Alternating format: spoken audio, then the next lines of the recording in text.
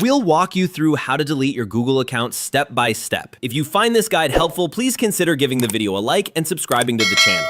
You can follow these instructions on either a phone or a computer. First, make sure you're signed in to the correct Google account. Head over to Google, tap on your profile icon at the top right, and then select Manage your Google account. This will take you to your Google My Account page. Once you're there, look at the top right corner and tap the magnifying glass icon to search. Type in delete just like this. From the search results, you'll see the option Delete your Google account. Tap on that. Now, you'll be taken to a page where you can review and download your data if needed. It's really important to read through everything carefully. Deleting your account will remove all associated services like AdSense, Gmail, Photos, YouTube, Calendar, and more. If you understand and accept all of this, check the acknowledgement boxes. Then, confirm that you want to permanently delete your Google account. Once you're sure, go ahead and click Delete Account. And that's it! Your Google account and all connected data will be permanently erased.